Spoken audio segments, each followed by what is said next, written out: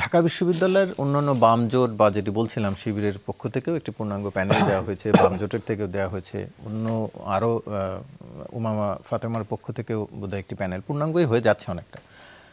ছাত্র দলের এখনো পূর্ণাঙ্গ প্যানেল দিতে পারেনি, এত বড় একটি সংগঠন, সেটির জন্য জনাব তারেক রহমানকে সিদ্ধান্ত দিতে হবে, মানে কেন? ধন্যবাদ আপনাকে। আমি প্রথমে বলি যে ডাকসু নির্বাচন যে আয়োজন হচ্ছে এজন্য আমি প্রথমেই ধন্যবাদ জানাই ঢাকা বিশ্ববিদ্যালয়ের ছাত্রছাত্রীদের, যে ছাত্র রাজনীতির বা ছাত্র আন্দোলনের সবচেয়ে সৌন্দর্যের দিক, যেটা ছাত্র রাজনীতি বলুন আর ছাত্র আন্দোলন বলুন, সেই ছাত্র রাজনীতির সবচেয়ে সৌন্দর্যের দিক, সমস্ত মত পথ একত্রে মিলিত হয়ে যে একটা প্ল্যাটফর্ম তৈরি করে, যেটাকে ছাত্র সংসদ বলা হয়। এই ছাত্র সংসদ বহুদিন পরে, প্রায় 8 বছর পরে, আপনার দীর্ঘদিন বন্ধ থাকার পরে যে অনুষ্ঠিত হতে যাচ্ছে, সবচেয়ে বাংলাদেশের সবচেয়ে একটা সুখবর আমাদের ছাত্র রাজনীতির জন্য এবং বাংলাদেশের জাতীয় রাজনীতির জন্য।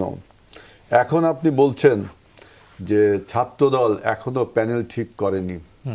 আপনি জানেন যে ডাকসু নির্বাচনটা বা ছাত্র সংসদ নির্বাচন সবাই কিন্তু এককভাবে আপনার ইন্ডিভিজুয়ালি সব ফর্ম উঠায়, এরপর যখন জমা দেই তখন আমাদের দেশের পলিটিক্যাল কালচারটা হলো একটা প্যানেল ঘোষণা করে, জাতীয় রাজনীতির সাথে যে সমস্ত ফ্রন্ট অর্গানাইজেশন বা সহযোগী সংগঠন আছে বা রাজনৈতিক আদর্শের সাথে মিলে একটা প্যানেল দেই। কিন্তু ডাকসুতে ব্যালট, ওইটা কিন্তু প্যানেল থাকে না, শুধু ব্যালট নাম্বার থাকে। কিন্তু আমাদের যে বিভিন্ন ছাত্র সংগঠন জমা দেওয়ার সময় প্যানেল আকারে জমা দেয় এবং প্রচার করার সময় এবং প্যানেল আকারে যে বিপিজিএস এর নাম ধরে একটা প্যানেল দেই। তো জাতীয়তাবাদী ছাত্রদল পরাশক্তি সহ একটি ছাত্র সংগঠন, সবচেয়ে জনপ্রিয় ছাত্র সংগঠন, এবং অন্যান্য ছাত্র সংগঠন তারাও অনেক জনপ্রিয়।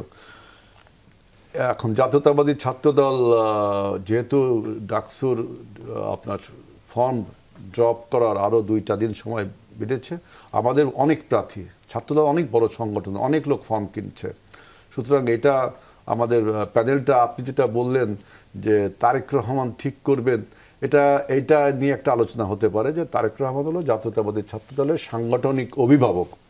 সুতরাং তিনি যে ঠিক করবেন এটা কিন্তু ঠিক না। আমাদের ছাত্র বিষয়ক সম্পাদক রয়েছেন, এই ডাকসু নির্বাচনকে ছাত্রনেতারাই বলছেন, বলছে ওরা তো এখনো ছাত্র নেতা, জাতীয় নেতা হয়ে ওঠেনি এখনো, ওরা তো বলবেই। আমাদের আপনার জাতীয়তাবাদী ছাত্রদলের কেন্দ্রীয় কমিটি রয়েছে, তাই না, কেন্দ্রীয় সংসদ রয়েছে, তারা একটা সিদ্ধান্ত নিয়ে পপুলার প্রার্থীদেরকে মনোনয়ন দিবে। এইটা হলো সবচেয়ে বড় কথা। তারেক রহমান হলো আমাদের জাতীয়তাবাদী ছাত্রদলের সাংগঠনিক নেতা, সাংগঠনিক নেতা তিনি। নিশ্চয়ই তার একটা মত, তিনি এটা জানতেই পারে যে কে বিপিজিএস কে দাঁড়াচ্ছে বা প্রার্থী কে দাঁড়াচ্ছে, এটা জানতেই পারে।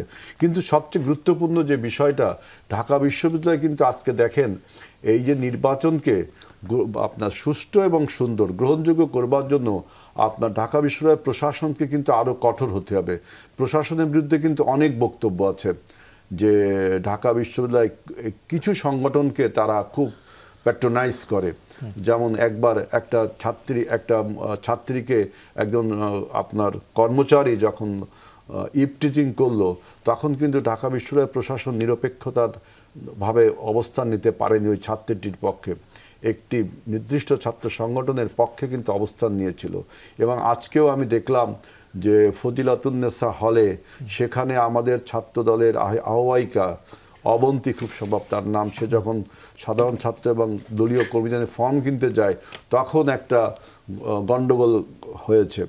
আপনি জানেন ঢাকা বিশ্ববিদ্যালয়ে এখনও কিন্তু পরাজিত যে মাফিয়া, তাদের যে সংগঠন, নিষিদ্ধ সংগঠন ছাত্রলীগ, তাদের কর্মীরাও কিন্তু এখনও, সাপোর্টাররা এখনও রয়ে গেছে এবং তারা আশ্রয় খুঁজছে বিভিন্ন জায়গায়। এবং আমার দৃঢ় বিশ্বাস ছাত্রদল, ছাত্র বাকসাস, বাংলাদেশ গণছাত্র পরিষদ বা অন্যান্য বাম সংগঠন, সংসদ, তারা এইসব বিষয়ে অত্যন্ত সতর্ক থাকবে। কারণ ঢাকা বিশ্ববিদ্যালয় কিন্তু স্বাধীনতা সার্বভৌমত্বের একটা মূর্ত প্রতীক।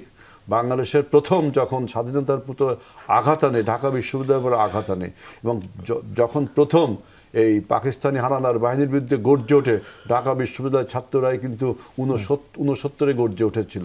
সুতরাং ঢাকা বিশ্ববিদ্যালয় যেহেতু স্বাধীনতা সার্বভৌমত্বের প্রতীক, তো বিশ্ববিদ্যালয় প্রশাসন যদি নিরপেক্ষ না থাকে, তাহলে কিন্তু বিশ্ববিদ্যালয় প্রশাসনকেও জবাবদিহিতার আওতায় আনতে হবে। এই আমাদের এই যে এনসিপির মাহিন সরকার যেটা বলছে, যে প্রশাসনকে কিন্তু নিরপেক্ষ ভূমিকা পালন করতে হবে। আপনি কারোর প্রতি বায়াসড হবেন, কারণ প্রশাসনের অনেকের প্রতি আমাদের কিন্তু বক্তব্য আছে যে আপনারা এই গত 1 বছর যে প্রশাসন চালিয়েছেন, সেখানে আপনারা বিশেষ কিছু ছাত্রদের উপরে আপনাদের সহমর্মিতা রয়েছে। আমি তো একটা উদাহরণ কথা বললাম।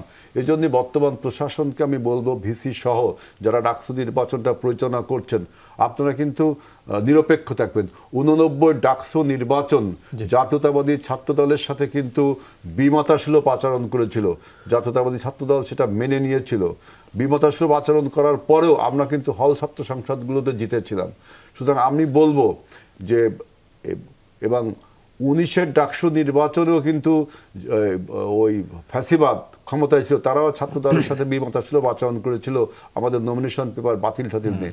আমি মনে করব বর্তমান প্রশাসন সম্পূর্ণ নিরপেক্ষ না থাকলে তার পরিণতি কিন্তু ভালো হবে না। জাতীয়তাবাদী ছাত্রদল আজকে যে আঘাতের সম্মুখীন হয়েছে, আমরা কিন্তু কোনো রিয়াকশনও দেখাইনি, যেহেতু আমরা জানি যে পরাজিত মাফিয়া কাদের মধ্যে লুকিয়েছে।